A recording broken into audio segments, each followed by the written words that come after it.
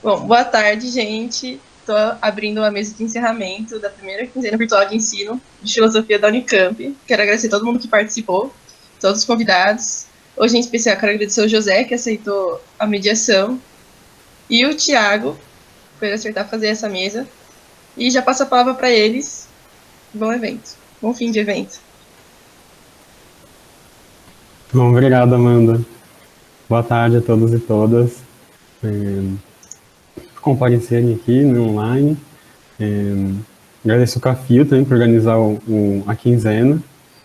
Foi muito importante, muito especial, mesmo com as dificuldades e também fazendo também não só a parte da pesquisa, mas do ensino também, que vem mais também de uma outra dos estudantes, né, uma reivindicação dos estudantes mais recente, e conseguiu manter e fazer esse ano de novo. Então, agradeço bastante a gestão do Cafio. E também ao Luiz Thiago por aceitar participar da mesa de encerramento. Eu vou apresentar um pouco e depois você pode falar mais sobre você. Mas, em sua formação, né, posso dizer que fiz graduação em Filosofia pela Universidade Federal de Sergipe. Eu também fiz uma especialização em Educação das Relações Étnico-Raciais pelo NEAB, né, da UFPR. Mestrado em Filosofia pela Universidade Federal do Paraná e doutorado em Filosofia pela Universidade Federal do Paraná também, com a tese Filosofia desde a África, Perspectivas Decoloniais. Tenho experiência na área de filosofia, com ênfase principalmente em filosofia africana, ensino de filosofia, estudos pós-coloniais e decoloniais e hermenêutica. Que vale mencionar também, Thiago, se eu estiver errado, você me corrige, mas a sua tese de doutorado foi o primeiro trabalho, né, de doutorado em filosofia, né, defendido no departamento de filosofia no Brasil, que Isso. trouxe, né, teve o tema da filosofia africana. E aí recebeu também a menção honrosa da ANPOF, né, a Associação Nacional de Pós-Graduação em Filosofia. E E da então capa. ficamos da casa, com certeza. Nós ficamos muito felizes de você poder vir conversar com a gente. Obrigadão, hein? Fica à vontade. Boa tarde a todas, a todos e todos. Muito obrigado, José Vitor, pela mediação, todo o pessoal por trás desse evento, muito bem lindo, assim. Eu pude acompanhar o que pude, assim, não ao vivo às vezes, mas também depois nas gravações. Enriquecedor, assim, essa quinzena, assim, muito bom mesmo, desse aparato. E lembrar, né, que ano passado, né, no evento da primeira semana de Cine e Filosofia, eu participei com um mini curso, né, trabalhando por questões de ensino e filosofia africana, que também foi muito enriquecedor, foi muito acolhedor, assim, muito receberam os estudantes do CAFIO. Fiquei muito feliz mesmo e pelo convite agora de fazer, digamos assim, esse encerramento, né? Nossa, quando eu vi que era encerramento, nossa, que responsabilidade depois de deixar isso aqui, né? E aí espero que eu traga mesmo, assim, o mesmo, digamos assim, o mesmo ritmo, né, que foi até agora nessa quinzena. Um pouco que eu pensei, né, estava meio que trazendo, e aí tentei repensar um pouco a minha fala, exatamente por causa dos eventos que aconteceram mais recentemente lá com a morte de João Alberto. E eu percebi que, ingratamente, minha apresentação, assim, minha fala, estava caminhando a algo parecido, um alerta pelo qual já se vai. Claro, me focando mais no ensino de filosofia, mas por causa do primeiro título, né? O que humano é esse? Eu pensei essa pergunta, que humano é esse, por causa, geralmente, que quando se toma a filosofia africana, ou qualquer filosofia, digamos assim, mais a filosofia africana, há um questionamento, mas a filosofia africana, como é essa filosofia africana, cria quase um espanto, né? Hoje já diminuiu um pouco mais, mas ainda tem, né? Mas de perguntar, filosofia africana existe, não existe, aquela coisa toda. E aí, eu vou trazer no meio que isso está implícito, não apenas perguntar a filosofia, mas se aquele ser humano ali filosofa, se aquele ser humano específico tem razão, tem a capacidade da abstração, está ali por trás, né? Isso não é algo tão novo assim. Se a gente pegar o Ramose, Mogol Ramose, no ensaio meio que está na internet, né, a legitimidade da filosofia africana e seu ensino, lá ele está colocando um pouco isso, que essa pergunta tem como uma relação por fundo de poder, né, se existe a filosofia africana, o que é a filosofia africana. É uma relação de poder que tem ali para definir o que é a filosofia, né, e eu vou ser um pouco mais aprofundado. Com isso, né, eu pensar um pouco, né, esse tomando, esse questionamento dessa humanidade que está por trás, né? E aí pensar que certos corpos assim são pura ameaça, né? Ali, se a gente for pegar esse evento, analisar a raiva dos seguranças para ação, né, desmedida, né?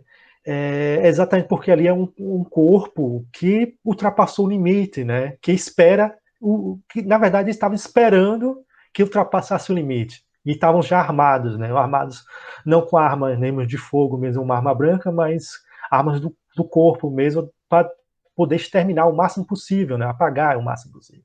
Ali tem por trás. Bom, e aí um ponto de trazendo com isso é pensar, né, encerramento, né, com o ensino de filosofia africana e pensar uma filosofia fora das expectativas ocidentais, demanda também proposições alternativas, tanto para escrever quanto para ensinar filosofia. Então, tomar essa ideia de uma filosofia, né, não eurocentrada, ela vai implicar também não só no ensino, mas também na escrita. Porque uma coisa assim, né, uma experiência assim, o que mudou para mim, né, o interesse pelo ensino de filosofia, foi quando eu comecei a dar aula no ensino médio. Né? Quando eu comecei a dar aula no ensino médio, lá em 2014, por ali, eu percebi que tudo aquilo que eu aprendi na graduação, lá em Sergipe, e depois no mestrado, lá no Paraná, todo aquele arcabouço teórico era, digamos, insuficiente na sala de aula.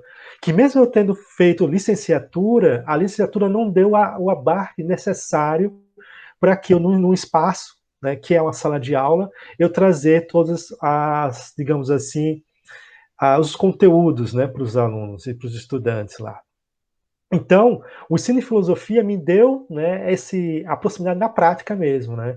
E eu acho que isso vai ter um grande foco a partir da lei, né, sancionada em 2008, que deu obrigatoriedade do ensino de filosofia no ensino médio, e que não implicou apenas o ensino de filosofia no ensino médio, mas também implica também a formação de professores, né, que é justamente as graduações.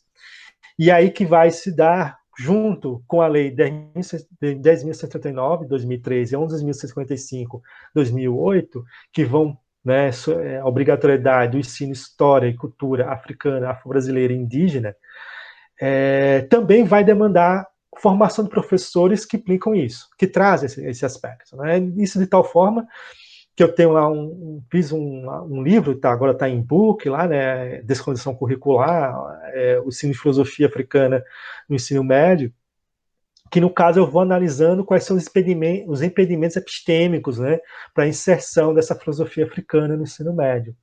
Bom, mas o ensino de filosofia no Brasil marca, digamos, duas tendências que, digamos, uma que é histórica, que é, digamos assim, a pouca utilizada, mas, né, que é a que segue uma linha, né, uma linha que vai geralmente da Grécia Antiga até a contemporaneidade, era a contemporaneidade, digamos, Europa, localizada na França, na Inglaterra e na Alemanha, grande parte, agora um pouco mais, né, tem Itália também, aí fugindo um pouco da Europa vai para os Estados Unidos, então circula esses países, poucos países, assim, né, algo mais contemporâneo. E tem também outra linha, que também é a mais trabalhada no ensino de filosofia, no caso, pensando no ensino médio, que é a temática. Né? A temática em si, ela vai pensar alguns temas essenciais da filosofia, pelo qual ela tenta de se aproximar, né, o estudante com o conteúdo, para não ficar a ideia de algo, digamos, separado, tão distante assim.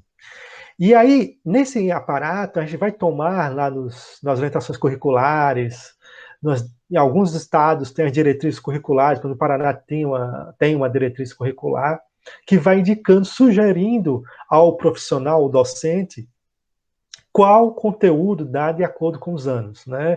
Por exemplo, mito e filosofia no primeiro ano, ética no segundo, filosofia da ciência no terceiro, por exemplo. E aí o professor e a professora vai alecando seus conteúdos por ali. Só que nesse aparato, ainda assim, ele ainda, digamos, fechado, a sugestão ainda é fechada a algo eurocêntrico. Ainda, digamos assim, tem pouca abertura para outras temáticas fora desse eixo esperado, digamos assim, tradicional. E aí, como inserir filosofia africana, né? Aí vem a primeira coisa, que aí que vem o abarco, digamos assim, necessário, filosofia africana. Por que não filosofias africanas, no plural, né? Por que o singular?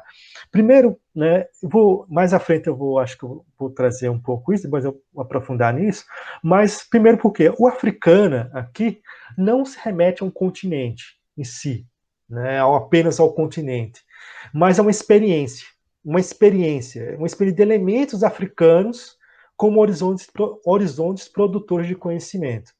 Mas que elementos africanos, assim? Aí vai tomar, por exemplo, tudo aquilo que está no nosso cotidiano, que tem grande marca de influência africana. Isso vai desde a linguagem, o nosso corpo e o nosso modo de ver o mundo, de analisar o mundo, de interpretar o mundo. Tem os elementos africanos. É a chamada cosmopercepção. Né? Você perceber além do que está visível e trazer.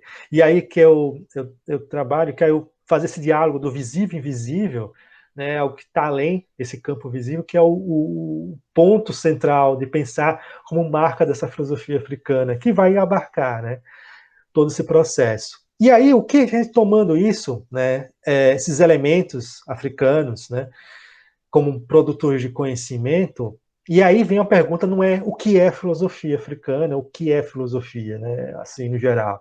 Agora a pergunta que eu coloco, né, que eu faço de provocação é quem faz filosofia? Né? E aí eu tento, digamos assim, circular, marcar o quem, esse pronome, né? Esse quem, porque o quem vai marcar um sujeito, né? Alguém que está produzindo, uma pessoa que está produzindo. E essa pessoa, ironicamente ou simbolicamente, ela se afasta daquilo que a tradição tenta colocar como ser um sujeito filosófico, que é alguém sem gênero, né? Sem raça, sem sexualidade, sem pertencimento classe social, sem uma geração, sem capacidade, sem localidade. Então, perguntar quem faz filosofia, quem está fazendo filosofia, é perguntar ali, digamos, perceber a raça da pessoa, o gênero, a sexualidade, classe, geração, a capacidade, a localidade. Tudo isso vai influenciar no fazer filosofia. Esse é o que é o grande processo, né? Eu acho que isso que é o grande processo, primeiro, de ensinar filosofia, né? Quem está fazendo assim? Quando a gente for pegar, por exemplo, não vamos pensar um filósofo africano, um filósofo europeu mesmo, por exemplo, Descartes, né? Quem é Descartes? O que, né? A localidade, onde ele escreveu, né? O que ele produziu, qual o pertencimento dele. Tudo isso vai implicar o porquê ele escreveu daquela forma, né? Quais são, digamos assim, os problemas que ele colocou. Né? E assim vai se colocando, se modificando. Com isso, eu quero, a partir disso, fazer outra provocação, né? Que é repensar a história da filosofia. Porque, como eu falei, um dos modos de ensinar a filosofia é histórica. Essa maneira histórica, na verdade, ela vai na formação de professores. Geralmente, na graduação, ela marca muito a ideia da historicidade. Né? Tem uma história, a filosofia tem uma história pela qual ela tem que sempre se basear. E é uma história que, vamos, né, como eu já falei, é meio fechada. É uma linha progressiva, é linear. Né? E aí repensar a história agora pensando numa geografia.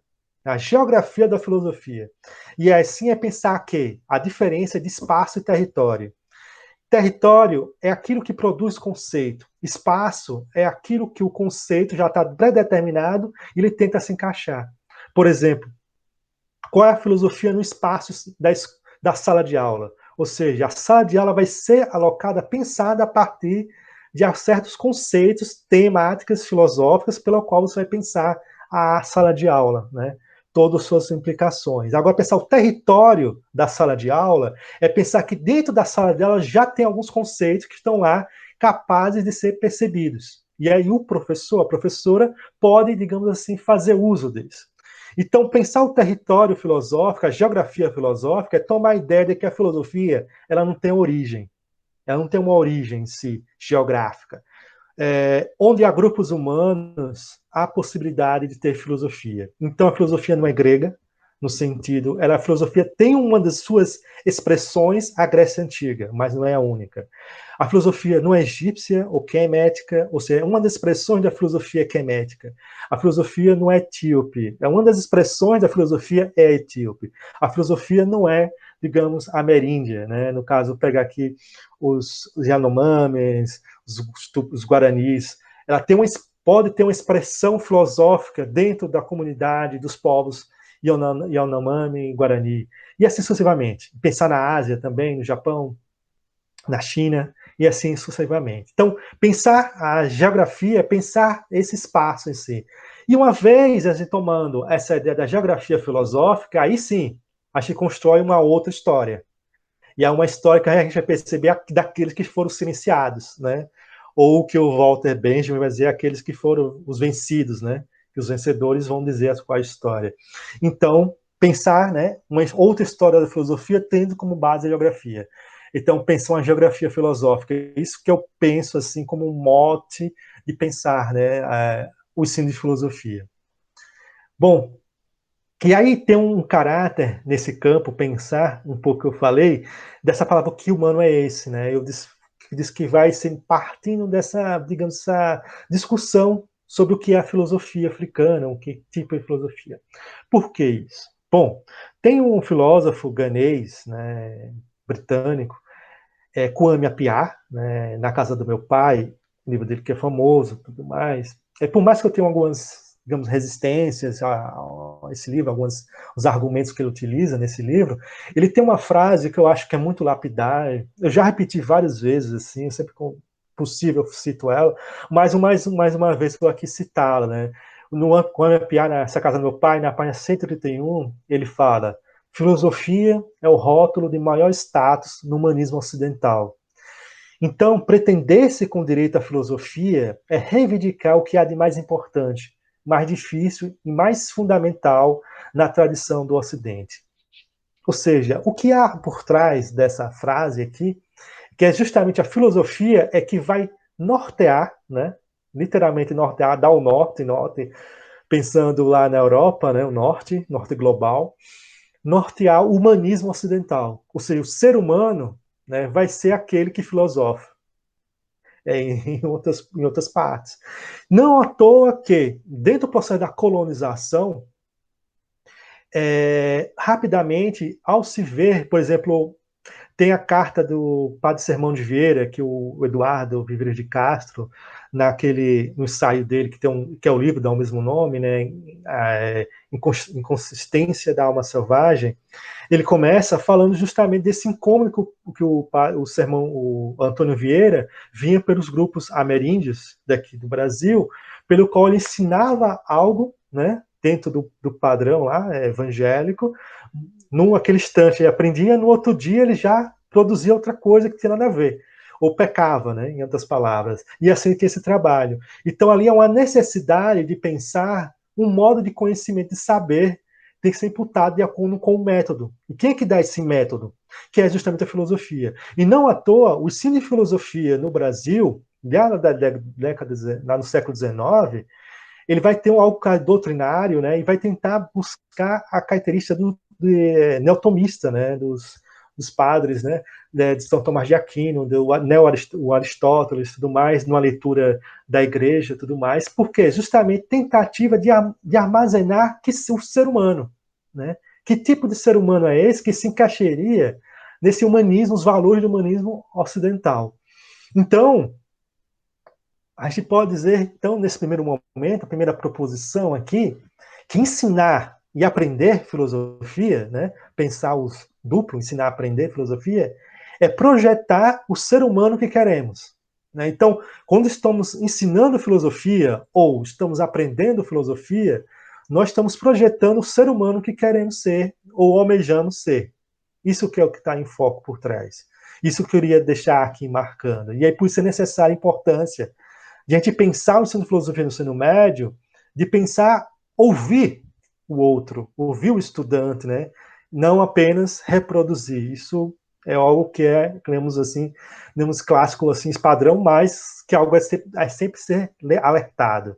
Mas também na formação de professores, né, de professoras, do qual almeja a produção de valores. Que valores estão sendo colocados? Que normatizações estão sendo colocadas? Bom, e aí, pensando esse caráter do ser humano que queremos, eu trago também aqui uma filósofa, a Gislene Aparecida dos Santos, no seu livro, né, A Invenção do Ser Negro. Ela, nesse livro, A Invenção do Ser Negro, ela vai trazendo algumas, no primeiro capítulo, as contradições do iluminismo. Né? Como o iluminismo é aquele movimento que vai marcar bem os valores, né, primordiais da modernidade que nós hoje ainda reproduzimos.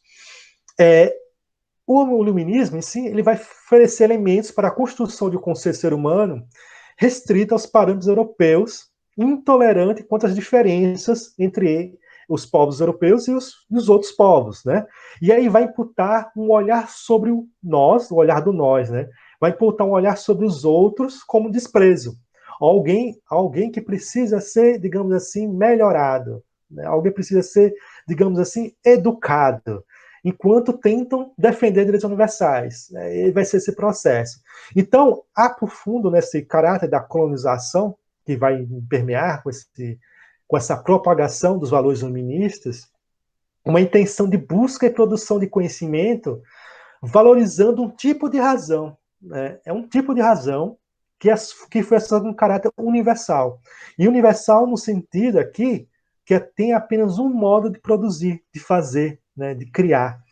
E aí pensar um tipo de razão, né? Isso que eu vou trazer um pouco mais à frente, tem outros tipos de razões. A razão não é una, né? A razão é pluriversal, né? É plural ela. Então, o centro do conhecimento é deslocado, né? Um ponto principal sai da física e vai para a biologia, principalmente ali no século XVIII, século XIX, principalmente. Então, a observação, a experiência, a descrição dos atos humanos se tornam preponderantes. Isso vai ser marcado principalmente com o surgimento das ciências humanas. Né? As ciências humanas vão surgir para ter como ser humano o seu objeto de pesquisa. E aí pergunta, que seres humanos são esses que são objeto de pesquisa? Não é o europeu. Né? O europeu é o sujeito. Então precisa de um objeto pelo qual vai ser investigado. E vai ser justamente as outras sociedades, as outras comunidades, né? As outras culturas, né? Que vão ser sempre objeto de pesquisa. Nunca vão ser sujeitos. Isso vai sendo marcado pelas ciências humanas. Com isso, há uma regulação, né, do que é ser humano conforme sua proximidade ou distância ao ser humano. Né?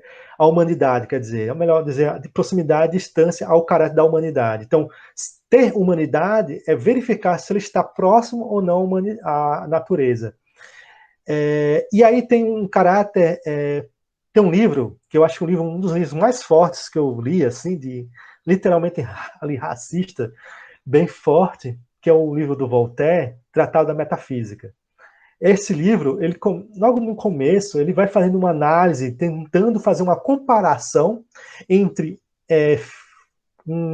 digamos assim, um bebê, né, africano e com outros filhotes de outros animais. E ele vai verificando que, com o passar do tempo, esse bebê africano, ele produz um pouco mais de razão do que um filhote de chimpanzé. É algo assim, e ele vai tecendo várias outras, né, outros eventos assim nesse livro que são literalmente muito assim revoltantes de ler. Assim, foi um livro difícil de ler, assim, nem li todo, assim, na verdade, porque é um livro bem racista mesmo, assim, literalmente no ponto mais alto mesmo, esse livro do Voltaire, Tratado da Metafísica. Bom, e aí outro caráter para se pensar, né, nesse processo, então, dessa humanidade, essa produção de humanidade, é pensar um processo ir contra a colonização. Né? Já trago aqui o termo contracolonial. Esse termo contracolonial, ele foi produzido pelo mestre quilombola, de um quilombo lá do Piauí, Quilombo Curtume, do Piauí, que é o Antônio Bispo, né, Nego Bispo. E ele vai construir essa palavra contracolonial como um movimento, né, digamos assim, contra, por exemplo, decolonial. Né? De acordo com o Antônio Bispo, né, o decolonial ele tem como sentido apenas desmanchar aquilo que a colonialidade ergue, né? Não encontra as estruturas do colonialismo, né? Ele reverbera ainda o colonialismo. E essa crítica também a gente pode ver em outro sentido, com uma socióloga bolivariana, que é a Silvia Rivera Cusicanqui, que ela vai dizer que é o colonialismo interno, né? E nós precisamos descolonizar o interior de nós, a linguagem, a fala, todo esse processo, né, a roupa, tudo esse processo tem que ser descolonizado. E a decolonialidade, o movimento decolonial, não atenta para esse colonialismo interno que perdura, reproduz. Mas o Antônio Bispo, ele vai dizer o seguinte, né? Por que o contracolonial? Né? Ele diz o seguinte, quando desmanchamos, alguém pode refazer, porque os pedaços e as bordas estão feitos. Temos de triturar o colonialismo para não sobrar um pedaço que se aproveite. Isso no livro dele lá, que ele vai trazer quilombos e modificações, que ele vai justamente pensar, né, esse contracolonial como uma forma de triturar o colonialismo para que não sobre qualquer coisa que a gente possa erguer. E aí o Antônio Bispo ele vai construir alguns conceitos, né? Um conceito, por exemplo, bem interessante, que ele vai dizer é a ideia de biointeração. O ser humano ele se interage com a vida em tudo que está à sua volta, a fauna, a flora, e também aqueles que não estão visíveis, né? Também os seres espirituais também estão ali nessa interação. E ele vai dar um exemplo da biointeração como um movimento contrário, por exemplo, ao desenvolvimento sustentável, né? A ideia de desenvolvimento sustentável. E ele vai dizer o seguinte, né? O grande processo do Ocidente, da mente colonialista, ele pega o peixe, ele acumula o peixe dentro da geladeira, né? O máximo de peixe lá, tira do rio e vai colocar. Enquanto a melhor forma de preservar o peixe é dentro do rio. Ou seja, você retira apenas o que você vai consumir e deixa os peixes no rio, porque ali eles vão reproduzindo. Essa biointeração, esse respeito, essa ouvir a natureza, digamos assim, não apenas olhar, ver a natureza, é algo que é bem colocado pela biointeração desse ponto. E aí, pensando esse contracolonial, eu vou aprofundando agora, né? Pensando isso aí não estaria bem no Antônio Bispo, mas com essas implicações, né? Que a partir dessa discussão que você teve, do decolonial, pós-colonial, se o decolonial é com S, sem S, tem todo esse aparato, eu decidi, para resolver isso, então eu vou seguir, né, as letras do Antônio Bispo, digamos assim, e implicando sua profundidade nas implicações, né, do contracolonial. E aí eu trago para aqui, para a fala, uma posição lá do Eduardo Vieira de Castro, lá do Metáforas Canibais, que ele vai falar do perspectivismo, né? E ele tem um ponto do perspectivismo que ele vai dizer que o ponto de vista está no corpo. Né? O ponto de vista, aquele que você vê, está no corpo. Por quê? Diferente do multiculturalismo, né, que vai tomar que há uma natureza e várias culturas, ou seja, há um corpo e várias almas, né? E as almas vão variando, e aí você vai decidir qual alma é inferior e qual alma é superior. No multinaturalismo é inverso, que ele vai propor multinaturalismo, que é o quê? Uma alma e vários corpos. Os corpos vão ser modificados e a alma que vai ser una. Tanto é que ele vai fazer uma tradução, né, dos Araueté, que é tudo é gente. Né? E esse gente, ele vai dizer, o Eduardo, é uma tradução que ele faz. Não quer dizer que o Araueté vai entender que é gente. Uma tradução, um equívoco da tradução, né? Que ele vai trazer como gente. Mas o que é importante é o quê? Que o corpo que varia, não em si a alma que vai variando. Então, a capacidade de ensino vai ser perpetuada de aprendizagem de acordo com o corpo, não com a alma em si. Não é uma pessoa que está, digamos assim, tem uma maior capacidade de razão e outra tem menor capacidade de razão.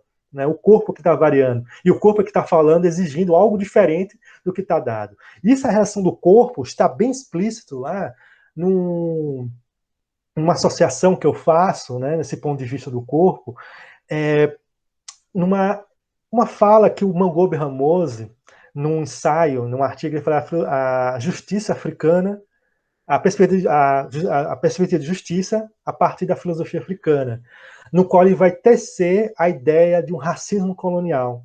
Ele vai dizer o seguinte, né, o que seria esse racismo colonial?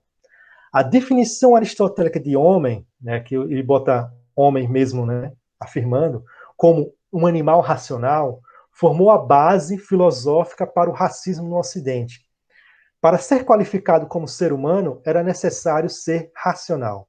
O colonizador, encontrando no colonizado uma semelhança impressionante em certos traços fisiológicos. Ao mesmo tempo, havia diferenças físicas perceptíveis.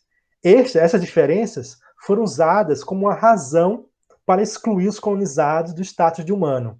Foi declarado que os colonizados não eram e nunca tinham sido seres humanos porque não tinham racionalidade. Nem a razão, nem a racionalidade faziam parte de sua natureza. Mesmo que parecessem seres humanos na aparência, a marca registrada do racismo, portanto, é a alegação de que os outros animais de aparência humana não são verdadeiros e completamente humanos. Então, esse ponto, do ponto de vista do corpo, literalmente é a base do racismo. O racismo vai olhar o corpo do outro e, a partir do corpo, vai julgar a humanidade, né? Então, por mais que o racismo, né, desse processo da colonização, evangelização, há um processo de civilizar, cristianizar, na verdade, o ponto eixo principal é o corpo. O corpo é que dá espanto. E a gente tomando os eventos da João Alberto e tantos outros que vão ser assassinados aqui, por causa do corpo. O corpo que vai incomodar. O corpo que incomoda. Esse corpo que pergunta, que faz o racista colonial, né? Esse racismo, e racismo e colonização é a mesma, segue quase o mesmo aparato, pergunta, que humano é esse? Né? E aí quer justamente tentar o que máximo fazer investigações. Isso a gente está, por exemplo, lá, a africana lá, que, né, a chamada, tem um filme, A Vênus Negra, que lá no século XIX, participando dos zoológicos, né, humanos, e tinha todo aquele aparato de visualização para os colonizadores verem aqueles corpos como estranhos, mas ao mesmo tempo incomodados e querendo analisar e verificar o que é, será que é humano mesmo, né? Essa dúvida, é humano realmente aquilo que nos aparece? Então essa colonização, ela se baseia nessa ideia de que os africanos, né, o ser africano, não é um ser completo. Né? De acordo com essa ideia, os africanos estavam desprovidos de raciocínio e, portanto, não podiam ser qualificados como humanos. Sobre esta base, a colonização assinou unilateralmente a tarefa de civilizar e cristianizar. Então, a gente precisa, de acordo com o colonialismo, civilizar e cristianizar, para poder ali ter ser humano. Então, aí vai ter um aparato, né? Que tanto tem um caráter civilizacional, quer dizer, os outros não têm uma civilização, né? E não tem uma religião, né? Uma espiritualidade outra, que é os paganismo, precisa nesse fardo, né? O fardo do homem branco, né? De tentar ao máximo salvar o outro do pecado, né, dessas coisas todas.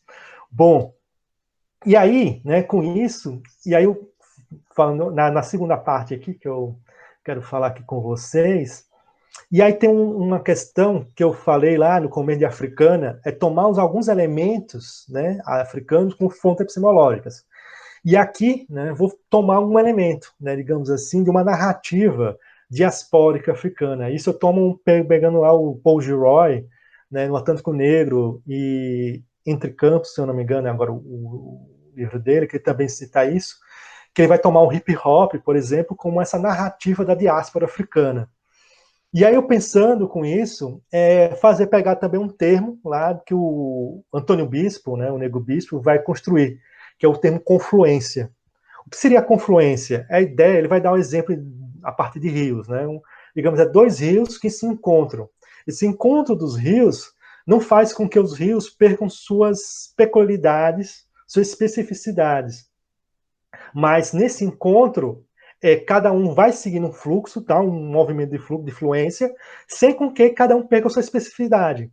Então, pensar aqui agora uma confluência entre filosofia e rap.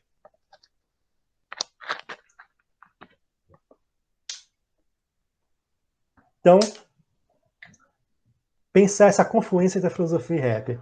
E aí, por pegar essa confluência, né, como exemplo desse processo de narrativa, eu peguei aqui, né, eu fiquei procurando eu achei aquela música do Thiago El Ninho, né, o rapper de São Paulo, Pedagoginga, né, nessa música tem um clipe também.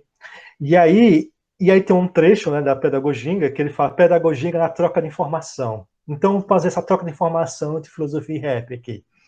Então, tem um trecho, né, lá do... Vou ler aqui o trecho da música em si, e a partir dali vamos pensar o que está implicado ali filosoficamente. Né? Isso aqui é a proposição, né, de pensar com isso.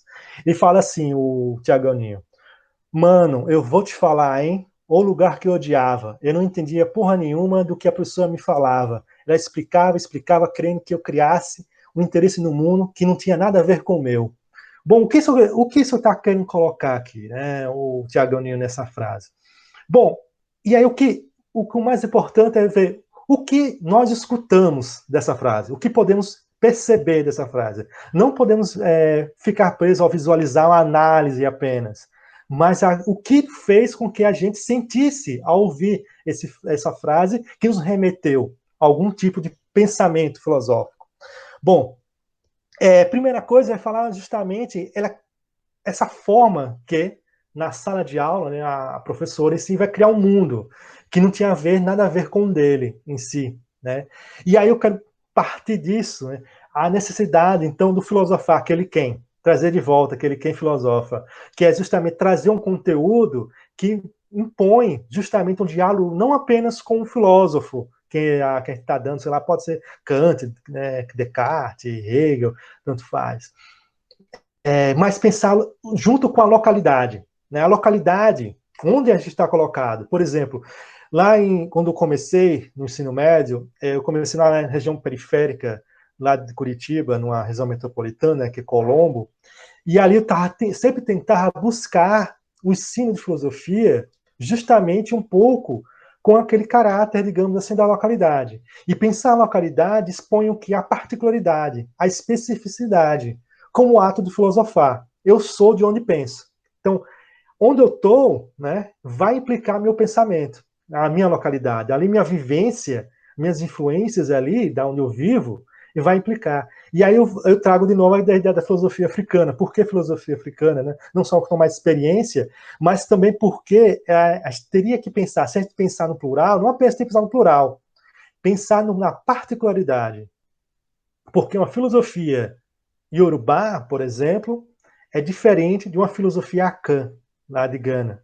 Uma filosofia sul-africana, produzida na África do Sul, ela é diferente de uma filosofia moçambicana, produzida em Moçambique, ou em Camarões. Ela tem suas especificidades, e aí tem que se pensar. Então, por exemplo, a tese, eu sempre digo isso, a tese eu fiz em Curitiba, né?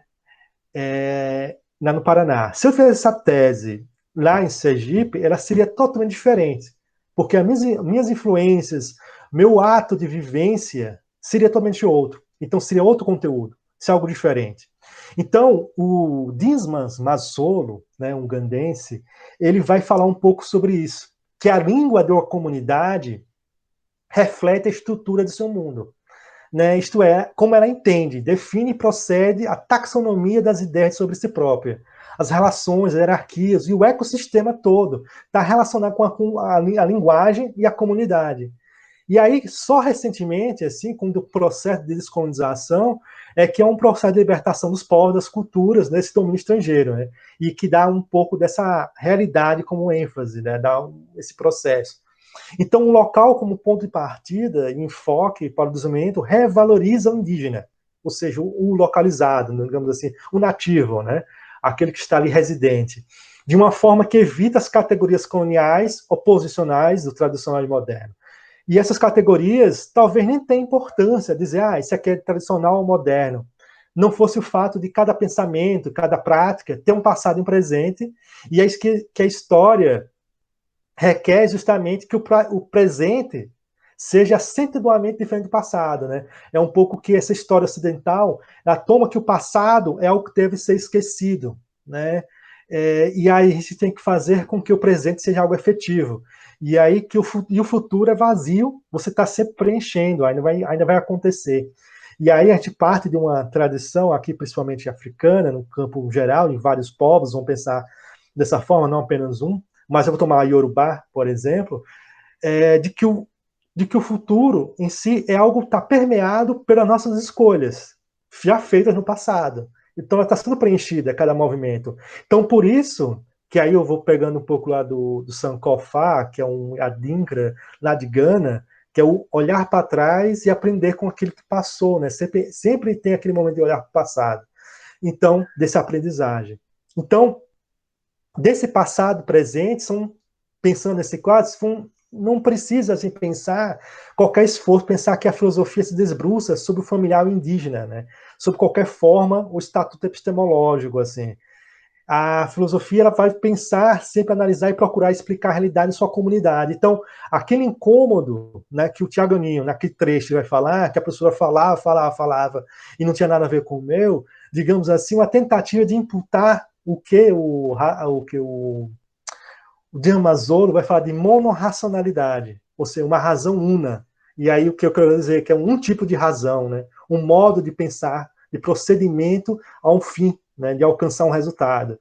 Esse processo de alcançar um resultado, na verdade, digamos assim, dentro dos povos colonizados, é polirracional. Ou seja, ele não tem apenas que dialogar com a razão imputada pelo colonizador, mas a partir também da razão criada, formada na sua vivência. E aí que a importância, aí que eu falo, aí uma questão minha, que é a tradução do conceito. Como o Eduardo de Carvalho vai pensar que a tradução é sempre parte de um equívoco, então você traduzir um conceito filosófico, seja ele africano ou não, ele é sempre equívoco. Ou seja, por mais, por exemplo, uma palavra, né, por exemplo, requete, né, que é a forma, a arte de descobrimento, a arte de aperfeiçoamento lá dos Egito Antigo, né? Por exemplo, essa palavra em si, ela perdeu todo o significado. A gente vai traduzir ele o que pensou, o que pensamos, que pensaram sobre aquilo, mas não conseguimos captar o que é essa palavra mesmo, né? Então, e assim, o conceito filosófico, ele é sempre permeado pelo local que está sendo expressado. Nunca vai ser sempre algo fechado. Então, isso que eu me incomodava muito, né, na graduação já e na graduação, que é, esse não é um verdadeiro Kant, esse não é um verdadeiro Descartes. Não há um verdadeiro Descartes, não mesmo.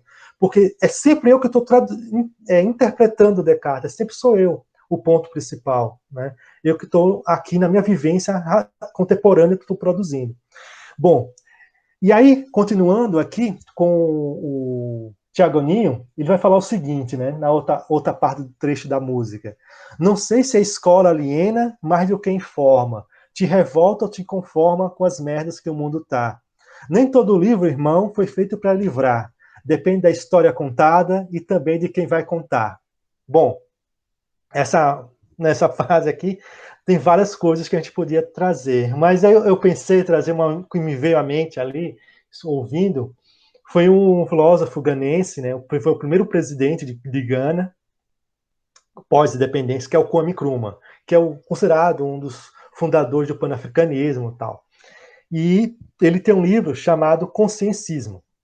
Esse livro, ele vai tentar pensar uma ideia de consciência engajada, não mais abstrata, não mais algo, digamos assim, fechada nela mesma, mas pertencente ao mundo, né? E aí ele tem um começo, né, introdução, uma parte que eu acho que é bem interessante, que dialoga muito com essa parte do Tiago Aninho, dizendo que nem todo livro foi feito para livrar, né? Depende da história contada e também de quem vai contar. Ele vai dizer o seguinte, logo no começo da experiência dele, quando ele estava estudando filosofia, começou a estudar filosofia, acho que não apenas ele, mas qualquer estudante da colônia, né, que está estudando filosofia. Ele vai dizer o seguinte: fui apresentado a Platão, Aristóteles, Descartes, Kant, Hegel, Schopenhauer, Nietzsche, Marx e outros imortais. a quem gostaria de me referir como filósofos universitários. Mas esses titãs foram expostos de tal forma que um estudante de uma colônia poderia facilmente encontrar seu peito agitado por atitudes conflitantes. Essas atitudes podem ter efeitos que se espalham por toda uma sociedade, caso tal aluno, finalmente, persiga uma vida política. Ou seja, se ele começa a engajar a partir, tomando como referenciais tais teorias. E vai continuar o seguinte, né? Um estudante colonial, né, um estudante colonizado, não pertence à história intelectual em que os filósofos universitários são marcos tão impressionantes. O estudante colonizado pode ser tão seduzido por essas tentativas de dar um relato filosófico do universo que ele entrega toda a sua personalidade a eles. Quando ele faz isso, ele perde de vista o fato social fundamental, que ele é um sujeito colonizado. Dessa forma, ele omite tirar de sua educação e da preocupação demonstrada pelos grandes filósofos para os problemas humanos. Qualquer coisa que ele possa relacionar com o problema real de dominação colonial, que, como acontece, condiciona a vida imediata de cada africano colonizado. Bom, ele está falando aqui do africano colonizado, mas quando eu li, primeira vez quando eu li essa introdução, eu pensei, sou eu auto me reconheci, porque a minha experiência, né, na graduação, de formação, o que me formado como professor, foi justamente permeado por teorias, né, europeias, né, eurocêntricas, e coloniais e tudo mais, e justamente eu tentava ao máximo produzir uma filosofia à voz de tais filósofos. Né? Minha graduação e o meu mestrado foi, grande parte, produzindo, escrevendo sobre Nietzsche e sobre Heidegger. Né? Depois, no final do mestrado, é que eu fui para a filosofia africana, né? Mas ia pensando na questão do niilismo, tudo mais, e aí eu percebi, né? Não só essa passagem percebeu que as minhas tentativas frustradas de escrever um texto bom, que realmente fosse minha voz, eram frustradas porque eu estava tentando colocar a voz, né, de tais filósofos em mim. Ele não estava deixando que eu falasse. Né? Isso foi que um pouco eu aprendi com a filosofia africana, de que é um espaço de a minha fala ali que está presente. E aí eu continuo aqui, né, na outra parte daqui da música lá do Tiago Aninho. Ele vai falar, para mim contaram que o preto não tem vez, e o que o hip hop fez. Veio e me disse o contrário. A escola sempre reforçou que eu era feio, e o hip hop veio e disse, tu é bonito pra caralho. O hip hop me falhou da autonomia, a autonomia que a escola nunca me deu. A escola me ensinou a escolher caminhos dentro do quadradinho que ela mesma aprendeu. Bom, esse processo está implicado, assim, que me veio à mente, é um pouco uma filósofa sul-africana chamada Yves Goduka. É uma filósofa que o texto dela, assim, foi um texto que eu li e me apaixonei, assim, né, pelo texto dela, e ela vai pensar um projeto de filosofia da educação, né, questão da educação, e aí pensar a educação na África do Sul pós-apartheid, né, e que momento esse da filosofia, não só a filosofia, mas as ciências humanas, ela vai das ciências humanas pós-apartheid nessas universidades. Ela vai dizer o seguinte, né, que grande parte desse processo das escolas e universidades foi tão criado um currículo, né, oculto e pedagogia pelo paradigma newtoniano e cartesiano, né, e que era proibido que falasse, pensasse, escrevesse na língua dela mesma, que é a Xhosa, né, uma língua da África do Sul, uma das línguas da África do Sul. Porque essa língua, a Xhosa, é uma linguagem, de acordo com a academia, né, newtoniana, cartesiana, não científica e bárbara. Né, e assim vem aí uma cultura morta e que tinha permeado por uma religião que, na verdade, era baseada em superstições, sem qualquer valor espiritual. Né? E ela vai dizer o seguinte, esse processo, ela vai dizer como ela se autodefine. Eu acho que isso é uma das coisas mais bonitas, assim, do que ela se define. Assim. Sou uma estudiosa indígena, uma curandeira, Izangoma, uma visionária, Ibomi, uma filósofa, Incuba Bucofo, uma sonhadora, um Puff, uma mulher coça, bem versada em formas indígenas de conhecer. Em muitos aspectos, eu sou uma iniciante em sintonizar e desenhar filosofias indígenas e sabedorias espirituais, porque eu fui educada em epistemes europeias ocidentais. Então tem justamente essa briga, né? E aí um pouco que o verso lá do Tiago Ninho vai dizer justamente, né, que a academia, a escola, mas ele diz escola, mas a academia, ela vai tentar enquadrar no caminho, né? E vai dizer justamente nesse processo, desse quadradinho, nessa história que a academia, a escola está se arvorando, é que o preto não tem vez, né? Você não tem capacidade de pensar mesmo, de pôr uma produção. E aí que a Goduca vai dizer o seguinte, vai requerer mesmo, ela vai dizer.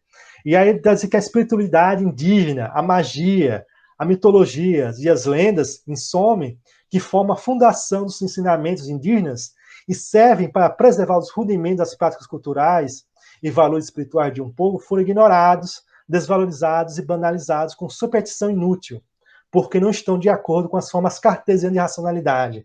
Mentiram-me sobre os meus anciões, Oncocô, os meus antepassados, Abatembo, Okunduni, Mavelaze, Gozamucubele, que eles são espíritos malignos, né? E aí é justamente esse processo, né, desse parte do local, né, trazendo agora um pouco agora, né, concluindo aqui, essa parte da localidade, da especificação do ponto comum, né, que está na nossa vivência, sempre com algo, digamos assim, inferior, perante o paradigma, o maior, digamos, o maior, mais, digamos assim, dado como legítimo, que são o verdadeiro conhecimento, né? Ali vai estar o conhecimento que vai ser universal, que na verdade, universal, como eu falei, ela perdura num paradigma único, né? E aí o Ramose vai pensar justamente nesse parato de uma carta da pluriversalidade, o pluriversal, ou seja, há uma forma de fala que se pode interpretar várias formas. E aí que eu acho que é o ponto principal. E aí, né, terminando aqui, trago um pouco a filósofa de Benia Machado, que vai pensar a filosofia do encantamento. Esse encantamento, que é justamente essa escuta sensível do que ela vai falar, né? Você ouvir, né, ter essa sensibilidade de ouvir o outro e tentar não enquadrar ele a partir de prerrogativas. Esse é o ponto principal, né? Você tentar ver esse outro, né, como alguém que é dessemelhante, porém, você não enquadrar naquilo que é semelhante a si, que é apenas que você quer enquadrar naquilo que é algo que é seu, né? E aí, pensar, e aí uma coisa que ultimamente eu tenho, digamos assim, ainda não tenho escrito nada, ainda não escrevi sobre isso, quando eu estou amadurecendo, deslocar, quebrar essa ideia da alteridade, né? Alteridade, porque a alteridade pressupõe já uma divisão, eu e o outro, né? A separação. E a separação eu e o outro quer dizer que esse outro tem uma regulação perante um eu, né, que vai estar sempre permeado. Tem que ser, digamos assim, enquadrado. E aí pensar justamente, pensar mais o dessemelhante. Pensar, tomar o dessemelhante a fundo, né? Por quê? Se todo mundo fosse igual a mim, não haveria esse eu. Esse eu desapareceria, né? Alfejaria. Então, pensar profundamente se o nós, enquanto aquele que é grupo dessemelhante. E aí pensar isso, a ideia de conflito e tudo mais. Mas isso aí é uma coisa que eu estou ainda desenvolvendo, estou pensando, apenas, né, trazendo aqui só mais de compartilhamento mesmo. Mas o que eu, pronto, para terminar aqui, agora sim mesmo terminar, dizer assim, né, que o ensinar filosofia como movimento contra-colonial é tomar como ideia que o ser humano está muito além de normas que a gente possa determinar, né? Prerrogativas, paradigmas que a gente pode esperar. E um contra-colonial que biointerage, né? Que tem uma interação com a vida num sentido mais amplo. E aí você abarcar, né, um ponto principal, e aí eu só terminando, né, pensando no princípio Banto, de que tudo tem força, tudo é animado, até os objetos que a gente diz que são objetos inanimados, tem uma animação ali, então tudo tem uma interação, né, fechando ali, e a gente pensar nesse caráter do ensino de filosofia e na formação de professores que se interagem com a vida no sentido mais amplo. É isso. Perfeito, muito obrigado, Thiago. Já temos até algumas perguntas do Leonardo Solteiro e do Hudson Kaique. Se ninguém mais quiser fazer perguntas também, podem enviar. Eu vou ler a pergunta do Leonardo. Luiz, eu concordo plenamente com você nessa sua visão em geografia filosófica, pelo menos no que concerne à origem da filosofia. Mas um ponto que foi me apresentado por alguém que acha que filosofia é só europeia ou advinda dessa tradição, me colocou em que eu até achei que poderia ser considerado. Dizer o seguinte, que as formas de pensamento que se tem fora da Europa seria uma forma de colonização. Seria impor essas perguntas noções tipicamente europeias a estes outros povos. Esse motivo não me convenceu, mas acho que deveria pelo menos ser considerado. O que você pensa sobre isso? Também acho que é uma pergunta bem pertinente, muitas vezes volta a esse debate, né, de Jardin clássico, se chamar de pensamento não seria mais adequado, né, que é um pensamento africano, não uma filosofia, e a palavra é grega, e então o que significa tudo isso? Se puder comentar sobre isso, seria muito importante. Essa é uma pergunta também realmente que sempre vem, sempre acontece. Eu preparei, assim, eu deveria ter pensado nela já respondendo na minha apresentação, que é uma pergunta que sempre vem. Geralmente vem ideia de filosofia africana, por que no plural, por que no singular e não no plural, né? E essa também. Tem um caráter principal o seguinte, né? A gente poderia, sim, dizer que é pensamento africano, é pensamento ameríndio, né? Porém, tem um caráter primeiro, né? Primeiro, caráter político, forte, assim, pensando, de que é o seguinte, a gente não aprende o pensamento africano, né? Assim, não tem uma forma de aprender. Porque a mesma coisa a gente podia dizer pensamento europeu. Porque o pensamento europeu é filosofia, né? É filosófico, e o pensamento africano não é. Porque justamente está impermeado de que o pensamento o filosófico tem um certo, digamos assim, aparato característico que, digamos, supera as outras formas de sabedoria, as outras formas de pensamento, né? Digamos assim, racionalidade, sistematicidade, universalidade. São esses três polos fortes que se tem, né? Que vai sendo permeado. E aí o que acontece? Aí que vai ser esse primeiro ponto. Então, permanecer com a filosofia africana é justamente para incomodar, primeira coisa, e também para marcar que como é que a gente ia requerer ter filosofia africana no currículo da graduação se não houvesse, só houvesse só pensamento africano?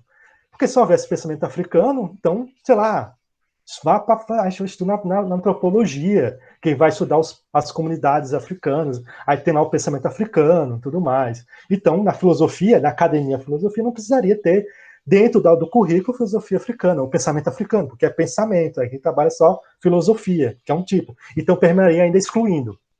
Então, a gente permanece filosofia africana para afirmar que a África tem seres humanos que filosofam, que estão filosofando ali. Bom, primeiro que, aí tem o seguinte, aí tem essa pergunta que, então permanecer com a filosofia, você está colonizando esses tais povos, porque é um termo grego, né?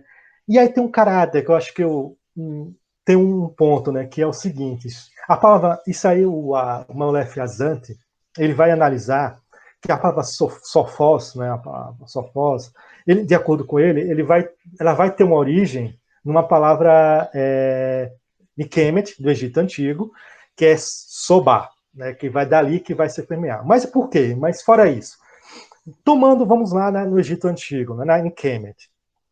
Kemet ele vai dizer o seguinte, aqueles que tinham, digamos assim, os escribas, aqueles que escrevem. Esses que escrevem, digamos assim, aquele que estaria nas prerrogativas morais, intelectuais, políticas, e também pensando o próprio modo de ser das coisas, um cara tão ontológico mesmo, né? Como o mundo é, o que é o ser humano, e os escribas vão pensando sobre isso. A escrita dos escribas, ele permeia justamente pelo sebaite, que é essa arte de aperfeiçoar, essa arte de discernimento, né? E a ideia do Hackett, que é uma forma de lapidar, a escrita, que a escrita é algo que você nunca está perfeita, você tem que se melhorar a cada momento. E a escrita, ela era, digamos assim, regida pelo deus Thoth, né? Que no Egito Antigo não tinha separação, né? Em Kemet, a separação entre o espiritual e o material, por exemplo, né? Os deuses e as deusas não é algo abastado fora dos seres humanos, e havia uma comunicação, dessa vida. E aí, com isso, a escrita, né, é permeado com Thoth, só que Thoth, ele é casado com a deusa Maat. A Maat, que seria a deusa da justiça, do equilíbrio, da harmonia. Então, a escrita perfeita é aquela que ela é justa, né?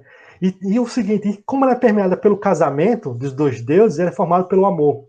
Então, o amor da escrita, digamos assim, pela escrita justa, esse que é o ponto. Então, esse amor pela escrita justa, em Kemet, por exemplo, vai perdurar o que vai ser depois permeado pelo amor à sabedoria lá na Grécia. Por que isso? Não à toa, como sabemos, que vários filósofos gregos passaram anos, né, no Egito. Está documentado isso. Por exemplo, Platão passou lá 15 anos, se eu não me engano, no Egito Antigo, lá em Kemet. E em Kemet também tem lá o Per-Ankh, que é esses locais, os templos da vida, pelos quais o filósofo, o escriba, vinha desde a infância aprender aritmética, ginástica, até desenvolver na fase adulta se tornar um escriba, né? Esse processo da infância que vai sendo treinado vai ser formado. E aí vocês possam ver que esse processo, né, desse crescimento da criança para se formar escriba, não é algo afastado de outro caráter que o Platão vai utilizar, por exemplo, na República, que é justamente tornar um rei filósofo. Né? Esse que é o grande ponto, né? Eu acho que esse é um dos pontos. Então, primeira coisa, a filosofia, como a gente entende, o termo é grego, mas a sua origem, a sua variação, o ato de filosofar é múltiplo em si.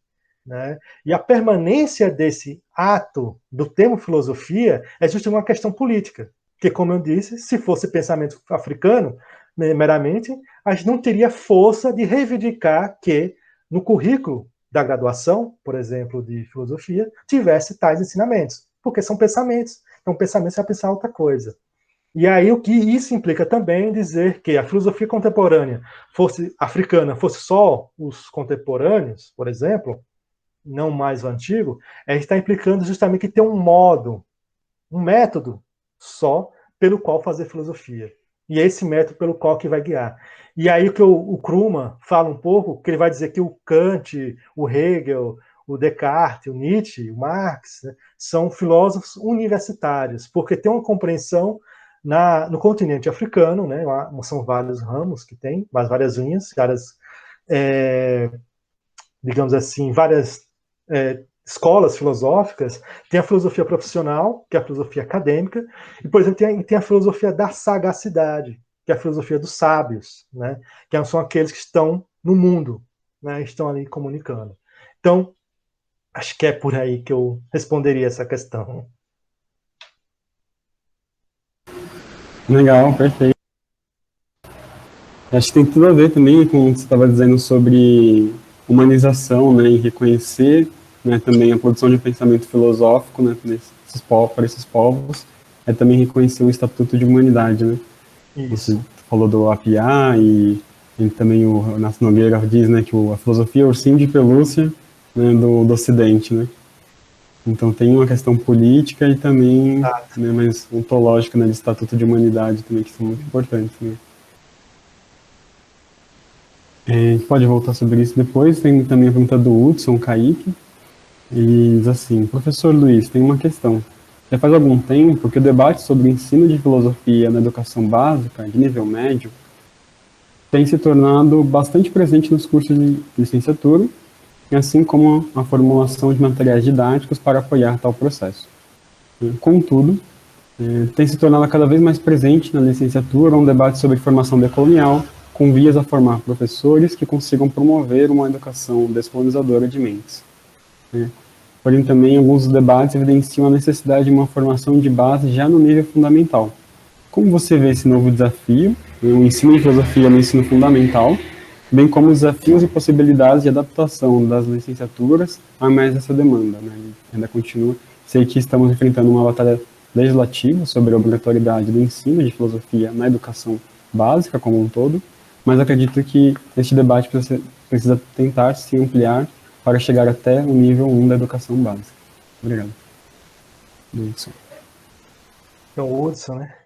Então, eu concordo, né? Eu acho que é isso mesmo, assim, tem que ser partindo justamente do ensino fundamental 1. Eu acho que isso é um arcabouço de pensar, porque assim, o decolonial, eu falei um pouco, né, assim, rapidamente, assim, eu comecei por muito tempo estudando o decolonial, por exemplo, o termo, na minha tese eu sustento lá a questão do decolonial, porque o decolonial, ele em si, é um movimento lá do latino-americano, lá, Catherine Walsh, Minolo, Nelson Manuel Torres, que vão pensar justamente proposições alternativas epistêmicas a partir de fontes locais, né? Pensar, ouvir, por exemplo, eles vão focar principalmente no povo andino, né? Aymara, por exemplo, o que eles produzem, né? E ali pensar ali filosoficamente ou epistemicamente, não só filosoficamente, mas produção de conhecimento. Ao contrário do pós-colonial, que ainda permeava um sentido ainda com um colonizador, né? Permeando nesse sentido, nesse diálogo ainda. E o decolonial vem justamente para marcar isso, que é pensar primeiro o local, para depois pensar o global. E aí foi-se muito. Então, pensar o decolonial, justamente, acho que um ponto que eu falei é pensar essa vivência, essa localidade. Uma experiência que eu tive foi no ensino infantil, né? Lá no ensino infantil, lá para crianças de 5 anos. Né? Eu fiz pedagogia e fiz estágio, né? Fiz estágio lá no ensino infantil. E é o seguinte, eu trouxe um pouco o livro, né, um livro infantil do Renato Nogueira, Nani Nilo, e nesse livro, lá ele trata digamos assim, a história do livro infantil, ele traz consigo uma brincadeira, né, de um povo africano, pelo qual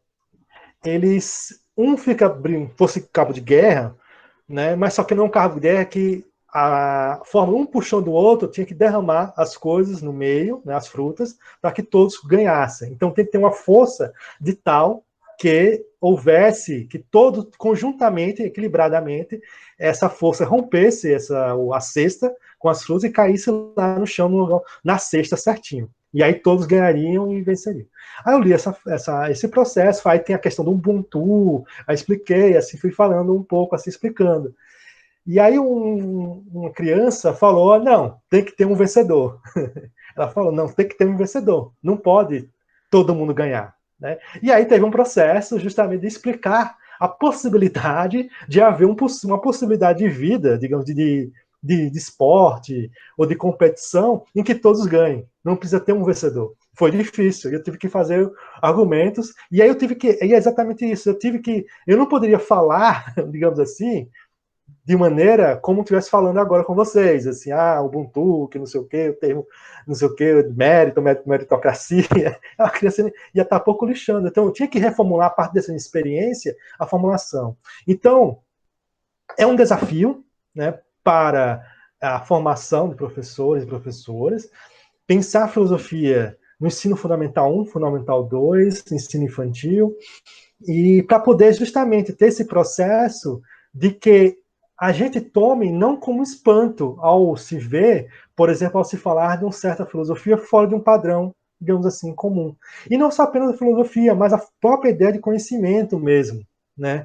Que é algo muito mais amplo do que algo que a gente aprender e aprender uma forma de filosofia, forma de conhecimento diferente é implicar uma nova forma de vida. Eu acho que isso que é o ponto, né? Isso que está implicado, assim, eu acho que também um pouco eu tentei trazer, né? Pensar uma filosofia africana é pensar também numa forma de vida. Então, uma formação decolonial é justamente propor que vida nós queremos, assim, né? Que ser humano nós queremos. Eu acho que isso tem que ter enfoque, mas é um desafio enorme. Isso é. Legal, muito obrigado, Hudson, também, pela pergunta. Se alguém tiver mais alguma pergunta, também podem enviar. Agradeço a Amanda por fazer a ponte das perguntas e o Leonardo agradecer também pela resposta. Nossa, eu anotei várias coisas que eu gostei bastante. Eu queria poder, pelo menos, então, por enquanto, enquanto ninguém, né, faz uma pergunta nova, poder juntar aqui uns 3 pontos e você puder falar um pouco sobre. Uma é sobre o livro, né, que você publicou em 2015, E aí pensar nesse livro que é sobre ensino de filosofia africana, né? Como foi a produção do livro, em termos também, talvez, do seu contexto, de vida também, que às vezes reflete muito, né, experiências, né, nossas, coletivas, mas a produção também, né, do texto, e recepção, você teve conhecimento de retorno sobre a aplicação, utilização do livro, né? Você acha também interessante comentar um pouco sobre essa experiência também dando aula no Instituto Federal, se você trouxe esses conteúdos também, essas abordagens, e quais são as referências que você talvez mais gosta ou mais indicaria, até para começar também, né, trazendo esses debates, né, para a sala de aula. Sim. Então, o livro em si, ele foi o resultado da especialização, né, de educação de educação das relações étnico-raciais, em que eu produzia, o livro ficou, digamos, uma qualidade boa, assim, gostei do texto, e aí eu busquei, porque como é a monografia, ela ia se perder, digamos assim, no bojo lá, vou procurar um livro. Só que eu procurei o livro de maneira independente, assim, não dei tanta atenção ao livro mesmo, assim. E a produção escrita ali foi uma tentativa meio que sentindo, né, eu acho que já respondo às outras questões, de sentido aqui de como inserir filosofia africana, uma vez que eu estava estudando, no currículo, né, no currículo, digamos assim, oficial. Porque lá no Paraná, por exemplo, eu tinha que dar certos conteúdos obrigatórios. Porque ainda mais tem o Enem e tudo mais, você tem que. Você não pode furtar de não citar Descartes, por exemplo. Né? Você tem que falar de Descartes e Platão. Não tem como. Frente a isso, mas de que forma eu poderia inserir filosofia africana, né, a partir disso? Aí eu fui vendo e fui analisando. E fui analisando as diretrizes curriculares do Paraná, e vendo se ali se ele mostrava alguma via que eu pudesse inserir. Na diretriz do curricular do Paraná, eu encontrei apenas um parágrafo que fala de filosofia africana, que ele fala justamente digamos, dos limites, quer dizer, que é a questão puramente oral, o idioma, pouca publicação, tudo mais. Aí são coisas que eu mostro que são falácias, primeiramente que a África não é só oralidade, tem escrita, e tem escrita no sentido também que tem filósofos africanos contemporâneos que estão escrevendo sobre, que pensam em filosofia da educação, pensam em ensino de filosofia. José Castiano, Severino Goenha, por exemplo, pensa em questão de ensino de filosofia em Moçambique, e também e contribui para pensar fora de Moçambique também. E aí que está escrito em português, né, que são de Moçambique, está escrito em português, então não é questão do idioma, que é. E a produção, aí vem outra questão que não é questão em si da filosofia africana, é uma questão editorial, né, que vai justamente privilegiar certos, né, livros, como a gente sabe, a política editorial é complicada, vai pretender elogiar alguns certos livros que estão, digamos assim, na moda, né, que vão tentar trazer um pouco. E com isso, pensar também outras possibilidades. Aí eu pensei, pronto, aí acho que aí vem pensar, por exemplo, filosofia política, ética e filosofia política, lá no ensino médio. Eu pensei, por exemplo, na questão de ética, trazer a ética a partir de Ubuntu, do Ramoso, por exemplo, inserindo. Eu trouxe lá a ética de Aristóteles, a ética de Kant, a ética do Nietzsche, por exemplo, e aí vai ter um retorno, né? Aí eu pensando, trazendo também, eu inseri o Ubuntu dentro desse campo de discussão. Também foi bom. Pensando filosofia política, aí tinha lá a questão Foucault, Deleuze, aí eu trouxe Fanon, né? Principalmente a questão do colonialismo, a sociedade colonizada, e fazendo com a sociedade disciplinar e a sociedade de controle e a sociedade colonizada, e pensando nesses dois campos. E aí o engraçado, né, quando eu dei o Fanon para o segundo ano lá, mais focado em colonialismo da terra, né? Alguns pontos lá, aí tinha a prova, aí o professor de história, que a minha prova ia ser em seguida, os alunos falaram, professor, posso dar um intervalo para ajudar para a filosofia? Aí ele pode. Aí a gente ficou só escutando, o professor estudando, e eles discutindo Fanon. Aí o professor de história falou para mim, nossa, primeira vez que eu vejo alguém aqui falando de Fanon, os estudantes falando de Fanon. Mas são possibilidades que tem, que é um grande ponto também não achar compreender, a partir do quem faz filosofia, compreender que os estudantes são incapazes de produzir, de pensar, entender filosofia. Por exemplo, tinha muita resistência, não sei se antes da implementação da obrigatoriedade, de que os estudantes de ensino médio, e aí ensino fundamental 1, 2, nem se fala, não tinha capacidade de abstração suficiente para aprender filosofia. Eu acho que isso é um dos perigos que se tem também. O que vai modificar é a forma como a gente vai passar o conteúdo, né? E isso que vai ser implicado, não o conteúdo em si. Então tem que pensar essas formas. Então, e aí pensando, uma das vias também, pensando para quem quer inserir, né, filosofia africana, estudar e começar, eu acho que o livro do Renato é A Lei de 1139, Ensino de Filosofia, A Lei de 1139, tem esse livro meu, que agora está em book, né? Eu penso em fazer outra versão dele, ampliar, mas estou pensando já em outra coisa já, não porque ele ficou meio que marcado assim com algumas influências que outras coisas, eu já penso outras coisas já mais, né? Mas quem sabe pensar outra coisa. Mas tem um e-book também, está disponível na internet. Tem no minha academia.edu, você pega o Luiz Thiago Dantas lá, tem um livro para baixar a tese, e tem também outros artigos meus lá também que vocês podem consultar. Uma coisa de ensino de filosofia também, eu também trago lá. E tem alguns artigos de dossiês de filosofia africana que saíram recentemente, de ano passado, 2019, para cá, que for ter uma boa dose, dá para ali consultar, né, a voltas, né, reflexões, na problemata, que tem alguns, digamos, dossiês ali, que dá também para começar a estudar e verificar. Então, tem um livro também do Maurício Reis, também, o Ensino de Filosofia, por Universalidade do Conhecimento, por Universalidade Epistêmica, se eu não me engano. Assim. Também trabalha com Ensino de Filosofia, né, Maurício Reis, também trabalha também. Então, são essas vias possíveis. Legal, perfeito. Tem aqui um comentário também do Jorge Koff, ele diz assim: Luiz Thiago possibilitando pensar as filosofias, principalmente a africana. Um exercício e desafio para a formação de professores na filosofia e nas diferentes áreas do conhecimento. Parabéns. Obrigado pelo comentário, Jorge. Nossa, puxando aqui um pouco então o comentário do Jorge, eu vou fazer uma outra pergunta sobre formação de professores, assim, que você gostaria de compartilhar sobre iniciativas mesmo de formação de professores, porque, enfim, isso pode vir de muitos lados, mas acho que cada caminho, né, para se chegar nisso são diferentes desafios, né? Se você vai tentar algo através de um apoio mais estatal, de algum aparato público, tem diversas iniciativas autônomas, né?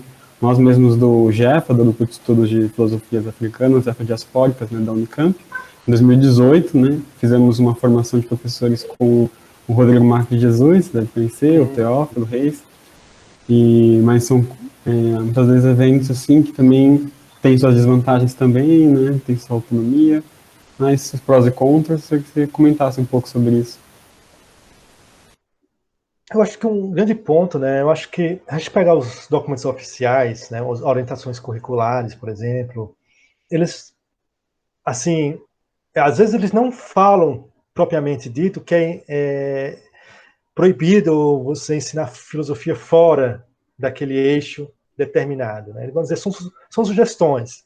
Só que implica o quê? Que geralmente a professora e o professor é que tem que buscar por si só o interesse e a formação. Isso dá um problema porque se for esperado interesse, né, não por falta de interesse, mas às vezes pela vida mesmo, corre, você não sabe por onde começar. Que geralmente uma das perguntas geralmente é essa que você colocou agora há pouco, de recomendações. Né? Geralmente se vê, onde a gente pode saber sobre isso, estudar sobre isso. Então, ter esse campo e tem essa força, eu acho que tem que pensar essa formação. Primeiro porque acho que primeiro tem a questão legal, que é a lei 10.119, que por mais que no texto, no escrito, ela não trabalhe a questão de formação, da formação de professores, mas há uma implicação, porque justamente se é para dar tal conteúdo, né, no ensino médio, por exemplo, tem que ter um professor, uma professora que tenha uma formação que possa ser capaz. Então, isso implica um currículo da graduação que abarque essa peculiaridade. Então, tem que ter essa atenção mesmo, né, essa sensibilidade, né, da formulação. E é isso que é o grande ponto, eu acho, que não é exclusão, né, não é excluir outras filosofias tradicionais, europeias, digamos assim, em prol das novas demandas. É você inserir. E aí o que eu mais interessante, não é apenas, por exemplo, formular uma disciplina, né, filosofia africana, por exemplo. Isso é o começo só. Mas, por exemplo, você está trabalhando lá, pegar um caráter mais bacharelesco, por exemplo, lá no conteúdos, por exemplo, teoria do conhecimento, uma matéria de teoria do conhecimento. E aí você está dando Kant, né, dando Hume, dando Descartes, e aí você insere também o ganês, né, o Wilmot Amo, né, que é o que o Fernando Sá Moreira traduziu lá o livro dele, Impassividade da Mente. Também seria nessa discussão, também trazendo na teoria do conhecimento. Você trabalhando de estética, aí você trazer, por exemplo, o Souleymane Bachir Diagne, né, que é um senegalês que vai pensar a negritude como um processo de transformação, também pensar a arte africana, o Jean Godefroy Bidimar, também que pensa a estética, né, sobre isso. Então, são alguns processos também, ou seja, dentro da formação de conteúdos temáticos, tem um tema, digamos assim, você inserir também outros autores fora desse eurocentrado, para fazer esse diálogo, porque enriquece, né, pensar essa formação. Então, o grande ponto dessa formação de professores e professoras, eu acho que tem que ter uma sensibilidade, né, dos institutos, de que é necessário inserir tais temáticas, tais pensadores, tal pensadoras, e assim também estimular outras possibilidades de conhecimento. Eu acho que é por aí. Porque se não for algo institucional, sempre vai ficar permeando justamente um pouco isso. Uma iniciativa de um grupo que vai. E aí acaba, infelizmente, comparecendo só aqueles que estão realmente, digamos assim, têm afinidade, que por si só, mesmo que não tivesse, iam buscar. Não implicar outras pessoas que. Porque, infelizmente, tem que ser algo obrigatório, assim. Né? Porque para a pessoa sentir, percebendo, tem isso, eu achava. Porque, por exemplo, vou estudar filosofia africana, parece que você vai abrir o livro, vai aparecer umas letras totalmente diferentes, né? Algum mundo totalmente diferente.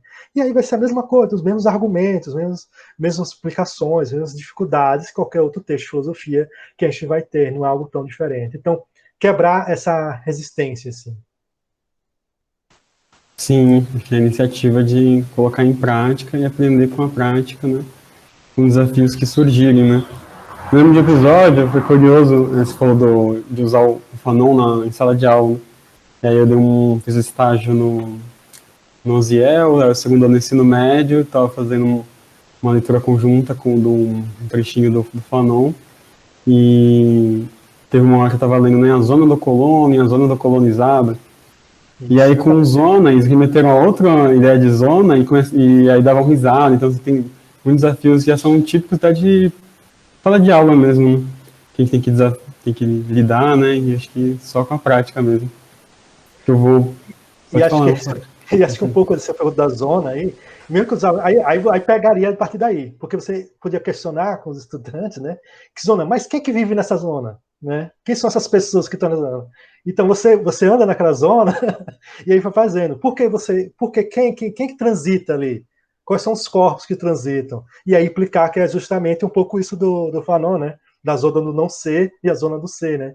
Que é a metrópole e a colônia, o centro e a periferia. Isso que né? Exatamente isso aí, né? Exatamente isso. Sim, perfeito, né? Aproveitar nas próprias dinâmicas que vão surgir, né? Espontaneamente, né? Uhum. Eu queria pensar outro gancho também aqui do comentário do Jorge, que é sobre as diferentes áreas do conhecimento, né? Em que muitas vezes é um exercício pouco feito, né? Mas totalmente possível, né? E a filosofia, especificamente africana, também eu acho que é uma ponte para isso, né? Para interdisciplinaridade, né? E essa conexão entre diferentes áreas do conhecimento, né? Você mesmo, por exemplo, quando trouxe essa perspectiva do corpo, né? Isso já poderia acrescentar muito, né? Um diálogo com a filosofia, com a educação física. Isso, exatamente. E aí, queria que você comentasse mais sobre esses tipos de intercâmbios. Então, eu acho essencial isso, né? Uma linha que eu gosto assim, bastante é a transdisciplinaridade, que é justamente essa ideia de que cada disciplina tem uma lógica que você respeita, mas ao mesmo tempo você se agrupia, se aproxima, né? E aí pensar exatamente isso, eu acho. Eu tenho mais proximidade, por exemplo, com a antropologia, né? Filosofia e antropologia. dentro das disciplinas, assim, eu tenho mais proximidade, mas filosofia e literatura, né, filosofia, educação física, você falou, que é justamente pensar. E aí o grande ponto, que eu acho que é não, digamos assim, um pouco o cuidado que a gente deve ter, né, com pessoas da filosofia, é a gente fazer da filosofia algo que fosse regular a outra disciplina. Por exemplo, você reduzir a antropologia à filosofia, aos paradigmas da filosofia, que é que a transdisciplinaridade tenta alertar um pouco isso, né? Você respeitar esse processo da lógica que cada disciplina tem, e você fazer o diálogo, que aí é uma questão, tem um filósofo camaronês, Colo foi, que ele vai explicar, né, uns pontos dele, que é um diálogo entre as culturas, né? E cada, assim, pensar um diálogo entre as culturas, um diálogo equânime, né, igual entre as culturas. Então, pensar um diálogo igual entre as disciplinas é pensar justamente que cada uma tem o seu próprio campo de diálogo, de conversa, cada um respeitando o seu tempo, né, sua particularidade, sua especificidade, mas ao mesmo tempo enriquecendo o próprio tema. E aí você pegou a ideia do corpo, por exemplo. O corpo pode ser pensado na filosofia, educação física, geografia, na antropologia, na sociologia, como é que se dá, como se é transformado na ciência política, justamente agora a gente pega na biologia, a gente pegar a ideia de necropolítica, agora que está bem em voga, né, que vai abarcar vários aparatos. Então, e aí pensar, né, um pouco isso. E aí pensando um pouco que um dos pontos do evento é a descritibilidade da ciência, né, como a ciência vai justamente pegar hoje um negacionismo reinando, então esse abarco, se a filosofia fechar em si mesmo, aí que vai provocar justamente esse negacionismo, né, cada vez maior e uma negação, porque a grande coisa é tomar a filosofia como se fosse um eixo, né, superior a demais, que precisa ser regulada. E aí que a gente viu como é que deu, né? O que foi que vai ser dado nesse aparato, que é como é que se deu a filosofia hoje, que vai sendo dado no mundo. Legal, muito bom. Bom, se alguém tiver mais comentários, perguntas, podem enviar também. Acho que tem uma que acaba passando, né, pela sua fala, que é a questão do decolonial, contracolonial, né, esse debate aí se é meio assim, onde começa o samba, onde acaba o pagode, né, tem um anticolonial, um pós-colonial. Assim, você aborda essas diferenças? São mais de diferentes cânones ou realmente muda a própria abordagem filosófica? Então, muda, né? Muda a questão da abordagem filosófica, epistêmica, epistemológica, né, política. O anticolonial é um movimento lá da década de 30, os começos da independência, né? Principalmente no continente africano, por exemplo. Por exemplo, Fanon, por exemplo, é um anticolonialista, né? Por exemplo, é um anticolonial que vai lutar contra o colonialismo, a independência, lutar pela revolução, tudo mais. Césaire, por exemplo, também, Aimé Césaire, são anticoloniais. Tem todo um processo. Aí na década de 80, 70, 80, mais 80 forte, tem lá, por exemplo, Homi Bhabha, Spivak, Stuart Hall, que vai ser os pós-coloniais, que vai justamente pensar acabou a independência, mas ainda o colonialismo perdura na colônia. E aí pensar justamente quais são as imagens que o colonizado que são criadas, quais são as imagens criadas sobre o colonizado que perdura na colonização, na metrópole. E aí você pensar, por exemplo, o Stuart Hall, né? Separar o Ocidente e o resto. Né? Você tem um Ocidente e tem um resto, que é o outro que tem que ter exótico, que o exótico é aquele que está fora do nosso olhar, que tem que permanecer, imobilismo, não pode sair daquele campo. E aí você tem que perdurar dentro desse aparato, digamos, do Ocidente. E aí, só que acontece o quê? De acordo com como eu falei, da década final começo do ano 2000, né? Alguns americanos vão perceber que o pós-colonialismo ainda está perdurando nesse diálogo com a dependência com o colonizador, com a metrópole. E não, vamos pensar a partir do local, da localidade, do eu sou, de onde eu penso, isso aí quem vai dizer o Minolo, né? E aí, a partir daí, pensar o global, né? O global mesmo, né? Esse processo que vai ser. E aí vai ter toda uma mudança de perspectiva.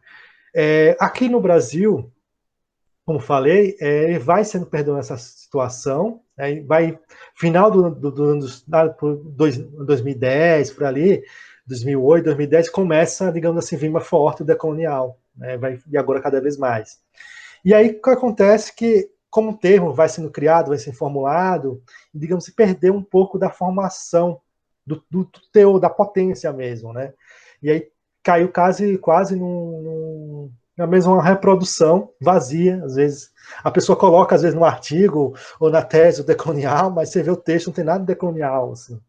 Né? Porque algo que ficou quase moda mesmo, moda no sentido de perder a potência mesmo da coisa. Mas aí por isso que hoje tem uma discussão hoje vazia, mas se coloca com S, não coloca com E, não coloca com S, o decolonial, descolonial, decolonial, mas isso aí por causa de Catherine Walsh vai dizer que sem o S é para marcar que a colonialidade, que é o que o Aníbal Quirrano vai verificar, com algo que perdura no colonialismo, que atua, que o decolonial precisa lutar contra essa colonialidade. Então, tira o S do descolonial para mostrar que a descolonização ainda é algo que perdura, né? Algo que continua. É apenas um recurso estilístico, mais que teve uma discussão, né? Aqui no Brasil, você tira ou não tira, mas aí eu disse, então, sabe uma coisa, então eu vou lá no Contra Colonial do Antônio Bispo, resolvido, pelo menos para mim, está resolvido. Dali eu estou implicando outras coisas, assim, nessa conversa com o Antônio Bispo. Legal, obrigado, Thiago. Tem uma pergunta também da Renata Fanguini, uma pergunta voltada à própria formação sua. Renata pergunta assim, como foi o processo de pesquisa da bibliografia desse campo? Quais foram as dificuldades de estudar as filosofias africanas e o ensino delas?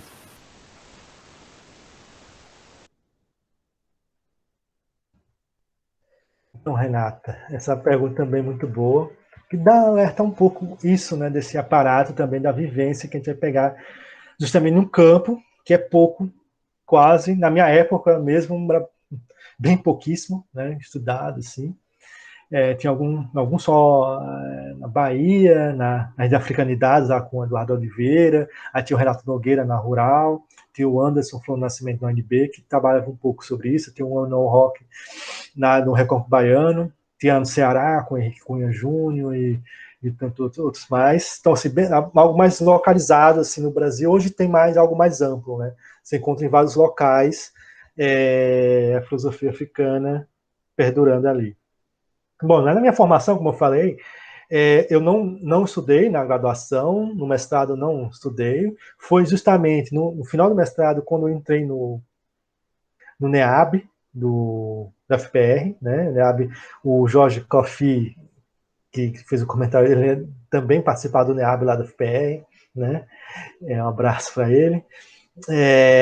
E aí, nesse NEAB, a gente tinha um grupo de estudo de tradução, e também grupo de estudo de tradução que estava pegando alguns de francês, que estava traduzindo algumas obras de alguns filósofos africanos. Aí, no caso específico, foi do Théophile Obenga, né, filosofia no período faraônico, que quando eu li, né, estava em francês, aí fui traduzindo, assim, junto com o professor Roberto, que traduziu o livro de Maciento, A Ideia da Filosofia Negro-Africana, e a gente foi fazendo que eu fui percebendo, né, a filosofia africana, a potência dela, e o quanto eu estava invisível, ocultado para mim. E eu perguntei onde eu estava, que eu não tinha visto sobre isso, que é algo grandioso, assim, muita coisa. E aí eu fui buscar, né? E aí fui buscar e fui vendo muita coisa. Só que o grande problema é justamente a tradução, né? Não tinha tradução. Na época eu acho que não tinha tradução nenhuma assim, de livro de filósofos africanos mesmo, assim. Só depois que foi saindo, só me lembro. E aí só que tinha lá em francês, inglês, né, em grande parte, né, por causa da colonização, tem Camarões, Senegal, Gana, Nigéria, isso aí foi a África do Sul que vai produzir mais. E aí o que acontece? Que eu tinha uma certa habilidade de ler os textos em francês, aí também não foi textos físicos, né, não foi textos físicos, porque os textos físicos tinha que importar, que são extremamente caros, né? Teve alguns que eu consegui, mas grande medida foram que encontrei na internet, né? São digitalizados, que eu encontrei na internet, que eu tive que fazer, então a dificuldade foi a partir dali. E aí, segundo, aí pelo menos, nesse ponto eu tive o grande, digamos assim, sorte, fala assim, sorte, porque meu mestrado e doutorado foi com o professor Marco Antônio Valentim, e o Marco Antônio Valentim ele também passou num processo de mudança de paradigma, né, no qual ele vai para a perspectiva ameríndia, né, e eu fui para a perspectiva africana, e na minha término no meu mestrado, que eu fiz com ele, com Heidegger e Nietzsche, sobre o niilismo, e eu fazer o doutorado, eu pensei em fazer, vou estudar filosofia africana. Eu conversei com ele, aí eu falei, ele topou na hora, topou, e por sorte, assim, eu tive um orientador. Fato que, né, que não foi algo assim que é comum ter na filosofia, né, orientadores e orientadoras que possam lecionar pessoas. Hoje até tem mais, assim, pessoas que disponibilizam, mas até um pouco tempo atrás era bem difícil ter essa disponibilidade, essa vontade mesmo, de pessoas com essa vontade de orientar, ficar sempre receosa, não sei o que é isso, tal, não sei se eu vou dar conta, mais. Mas o Marco Antônio Valentim conseguiu, né, deu todo apoio. Isso aí foi o grande, pelo menos esse ponto também foi claro. E aí o processo mesmo, a grande dificuldade mesmo foram com os argumentos de outras pessoas que desconfiavam de que ali ia sair uma tese, da potência da tese. Realmente uma tese e tal. Tinha algumas pessoas que, né, que apareceram, que argumentaram que, olha, não tem um argumento que eu me lembro que um argumento, não tem argumento histórico suficiente por causa que a filosofia é grega, não tem filosofia africana, é todo esse aparato, né? Então, tudo isso se dá justamente nesses processos, né? Que nesse campo, né? Nesse aparato. E que vai se dar nessa dificuldade que vai ser formado, mas que eu fui alimentando com isso. E aí uma coisa que é boa pergunta sobre isso, que acho que eu também de provocação, é que mesmo aqueles que, por acaso, vieram desconfiar da minha pergunta, né, da minha tese em si, foram que me deram forças para poder escrever. Eu mostrei, não, aqui, né, consegui fazer. Então, isso. Então, mais respondendo à pergunta da minha formação, a grande dificuldade foi o material para encontrar, que eu tive que buscar. Eu aprendi a vasculhar a internet com tudo da filosofia africana, que eu fui buscar esses arquivos digitalizados, mas em grande parte foi isso, assim, né? Legal, muito bacana. Obrigado, pergunta. Renata agradece. Obrigado, Thiago. Aí temos mais alguma pergunta? Estamos aí na reta final. Você dizia? Então, me mandaram aqui um WhatsApp, a professora Lilian Vale, dizendo que ela não conseguiu fazer a pergunta no chat. Aqui eu posso ler aqui. Você pode ler, por favor? Posso. A professora pergunta, né? Será que a formação para uma filosofia contracolonial se dá somente em termos de conteúdos, mantendo assim a ênfase cognitivista e o descaso do corpo, que caracteriza a cultura eurocêntrica, ou ela exige um outro tipo de estratégia que traga a sensibilidade ao corpo? Excelente. Então, se a formação no conteúdo, uma mera reprodução que vai pensar o cognitivismo, né, a razão, se a criança, o estudante aprendeu, não aprendeu, se tal, que dá essa caída da sensibilidade do corpo. A pergunta é isso. Eu acho que se ficar no caráter cognitivista, não é contracolonial. Né? Eu acho que esse é o ponto. Então, trabalhar justamente o ponto de vista do corpo, tomando lá que eu falei a citação do Eduardo Figueiredo de Castro, né? De pensar o corpo, a cidade do corpo, aquele ponto. Eu trouxe, por exemplo, o rap, por exemplo, mas pode ser qualquer outra manifestação cultural, não só africana, mas também do local indígena, ou do local mesmo, que está de vivência de outras formações étnicas, culturais, que possam trazer da vivência. E pensar justamente, e aí que dá a filosofia do corpo, não o corpo estudando a filosofia do corpo para determinar o que é o corpo, né? Mas como a filosofia se torna o corpo filosófico, né? Que está ali produzindo, né? E está sua presença. Que, às vezes, o estudante possa ter uma aparência, digamos, incomodada com o conteúdo, isso aí tomando um pouco da letra lá do Thiago Aninho, né? O conteúdo da forma que a professora me dá não é algo parecido com o meu, não é apenas um caráter justamente de um caráter, digamos assim, formativo, né? Conceitual, apenas conteudista, né? É também que está implicando que ali não está mexendo com ele, não está sensibilizando ele. Então, trazer uma perspectiva de uma filosofia contracolonial é ouvir o que o corpo do outro está falando e ali fazer o processo. E é um pouco isso que você falou agora, José, desse exemplo do Fanon, que eu achei bem bacana, que eles me perguntam da zona, que isso aí foi o corpo deles que mexeram e tiveram alguma menção, né? E você, como eu falei, fazer esse processo. Então, ter essa atividade do corpo é algo essencial, né? Você ficar num caráter apenas conteudista, né, cognitivista, não se dá uma filosofia contracolonial.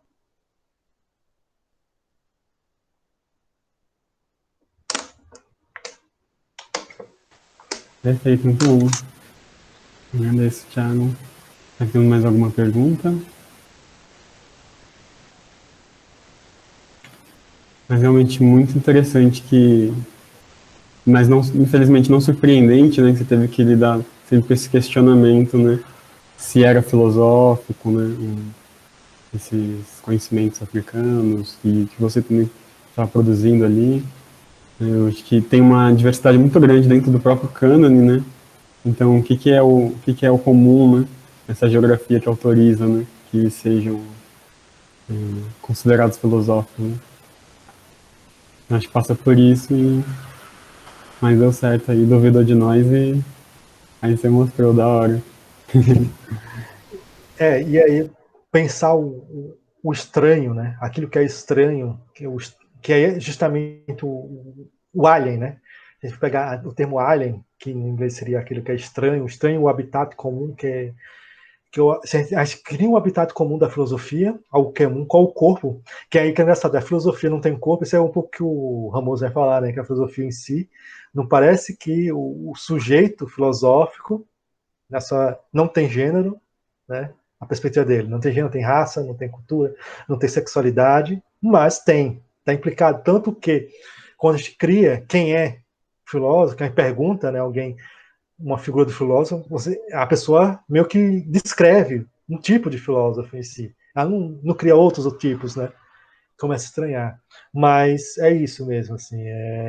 Pensar o comum é um comum, não no habitual, mas naquilo que a gente pensar o estranho também. Talvez por isso que eu falei no final do dessemelhante, sabe? Pensar o dessemelhante é profundo, assim, no caso assim, de pensar a filosofia, além do caráter que estamos acostumados, né? Que a gente se acostuma, assim, conforma, uma certa forma mesmo, né? E aí produz aquele processo de filosofia. E a gente esquece que um ser humano é múltiplo em si, né? Tem várias formas. E a filosofia é isso. E eu acho que é um pouco isso que vai se dar. Eu acho que é um pouco dessas prerrogativas que surgem hoje, cada vez mais, é que principalmente com a entrada de corpos na filosofia, que não eram habituados, que provoca esse incômodo, né? E aí que requerer cada vez mais, né? Os corpos negros tem um número cada vez maior, mas assentando lá vindo de últimos tempos, nos últimos anos. Então isso vai justamente modificar. O corpo é o ponto central, assim. É a referência, né? O ponto referencial dessa filosofia fora do comum. Sim, que vai mudar o nosso modo de olhar também, de nossa cosmopercepção do próprio cânone, né? Da própria filosofia europeia. Eu acho que, bom, faltam apenas 10 minutos para encerrar. Se ninguém tiver mais perguntas, gostaria de perguntar também sobre os temas, né, das filosofias africanas mais contemporâneas, se já há uma mudança significativa nas temáticas em relação a essas filosofias da década de 60, 80, e como você tem acompanhado isso. E aí também, se quiser já fazer um gancho com algumas considerações também, finais. Tá bom. Então, por muito tempo, na década de 60, 70, houve um predomínio, digamos assim, de uma discussão da filosofia, chamada de filosofia nacionalista, filosofia política, né, pensando os processos de dependência, né, como saída das amarras, e também um processo de pensar desse campo a questão da identidade, né, a identidade africana, né, como forte, pensar a filosofia da identidade como esse processo. E aí tem também, depois tem Depois vai tendo outros campos, que é a hermenêutica, vai ganhando força, a hermenêutica africana, pensando nesse cotidiano, né? Essa vivência da cultura mesmo africana, e aí, essa produção, né?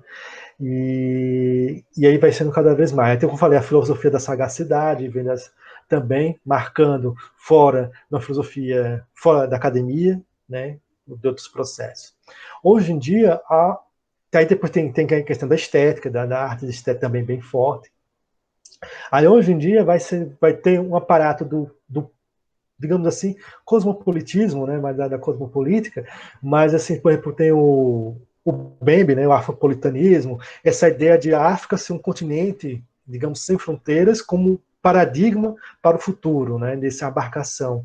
E pensar a tecnologia, né, o caráter tecnológico, né, esse embate entre o tradicional e o moderno, que a gente pode dizer numa arte artística, estética artística, o afrofuturismo, por exemplo, que várias tendências vão tentando se abarcar pensando a partir disso. E aí tomando esse diálogo com esse mundo, outros mundos possíveis, né?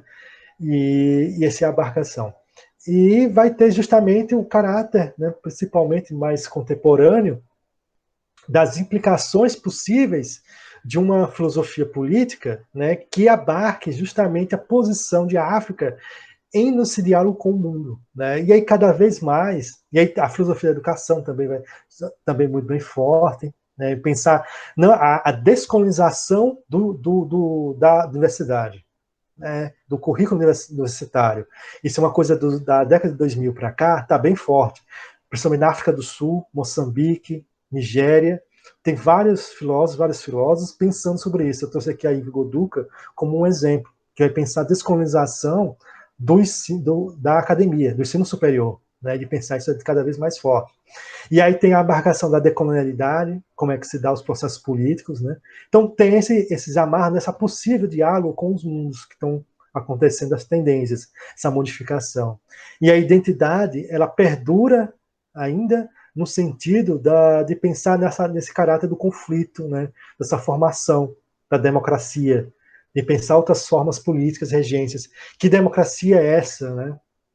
Que a gente pode aplicar, então, cada vez mais a uma ideia de soberania dentro dessa luta, então, que está sendo abarcada. Aí tem vários filósofos assim, que vão pensar sobre isso.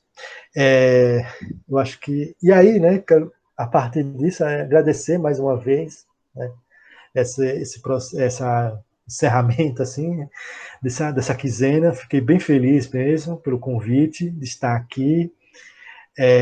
Espero ter passado aqui todos, minha contribuição tenha sido muito boa assim para vocês, e que eu estou sempre aberto, né? Eu acho que, como falei, é um grupo do Cafio que foi bem acolhedor comigo ano passado, está sendo um grupo acolhedor, sempre trazendo, bem instigante, e trazendo justamente, marcando essa atenção para a produção de filosofia no Brasil, né? Da filosofia brasileira. Eu acho que isso é um ponto principal, né? Que eu acho que também é uma coisa que eu penso que a filosofia brasileira, isso também não é inegável, mas que tipo de filosofia nós produzimos, né? Acho que isso nós temos que começar a pensar e dialogar com isso. Então, isso aqui, meus agradecimentos mesmo, e pensar do ensino, da formação de professores. Que legal, muito obrigado, Thiago. Só que não tenho mais nenhuma pergunta, então também com certeza agradeço muito você ter aceitado o convite. Sua contribuição foi extremamente positiva e vamos continuar nesses caminhos, né? Agradeço a participação de todo mundo pelas perguntas também, acompanhando, né, essa mesa de encerramento.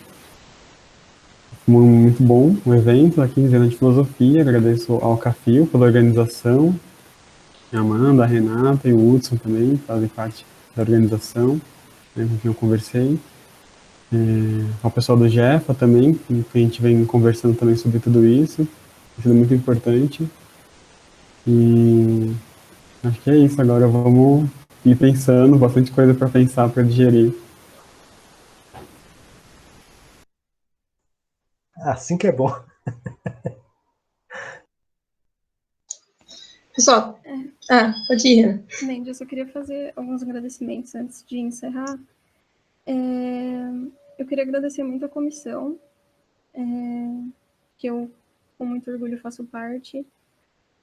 São pessoas que a maioria delas entrou ano passado. Tem algumas, tem a Mandy que é 018, tem o Hudson que é 016, a Marília que está se formando. Mas eu acho que foi muito importante a gente colocar confiança um no outro para que a gente, em 1 mês e meio, levantasse esse evento, corresse atrás dos nomes e mesmo distante, sem se ver, com uma comunicação às vezes bastante difícil, levantasse esse evento com o propósito de oferecer oportunidade para as pessoas apresentarem suas pesquisas, né? Porque esse é um espaço de ensaio muito importante para quem quer seguir na filosofia, no ensino, na carreira acadêmica. E eu acho que o nosso objetivo maior foi tentar levar um pouco da filosofia para a comunidade externa, né? Que é uma coisa que a gente sabe que é muito complicado, porque a filosofia dentro da universidade se mostra como essa coisa que o Thiago falou um pouco, de que tem um status por trás, e é um status negativo, né? Que afasta as pessoas, que afasta a comunidade no geral, e para os estudantes é bastante intimidador, assim. E eu queria agradecer todo mundo que não está na comissão, mas que ajudou a fazer esse evento acontecer. Agradecer ao Alan, que fez a nossa ponte com a UFABC. Agradecer o Elton, que fez a nossa ponte com a UEL. E graças a eles a gente conseguiu fazer uma mesa do PIBID ontem com pessoas de outras universidades, e foi muito interessante a gente pensar esse programa que constantemente sofre ataques, né, com perda de bolsa, e a gente já teve várias falas de estudantes e de professores perguntando para que ele existe. Então, ontem eu acho que a gente fez uma reafirmação muito importante de que o ensino de filosofia é tão importante quanto o bacharel, quanto a academia e a produção acadêmica no geral. E agradecer a todo mundo que não tem o perfil, entre aspas, filosófico, que são as pessoas periféricas, as pessoas pretas, as mulheres, as pessoas mais velhas. Com certeza isso somou muito para o evento e, enfim, estou muito orgulhosa de todo mundo que apresentou, de todo mundo que fez acontecer. E, Thiago, eu adoro, você é um exemplo para mim de como apresentar um mini curso, de como fazer uma mesa, porque eu acho que você tem uma capacidade de síntese, de organizar os assuntos. Eu só queria falar isso. Obrigada, gente. É isso. Obrigado.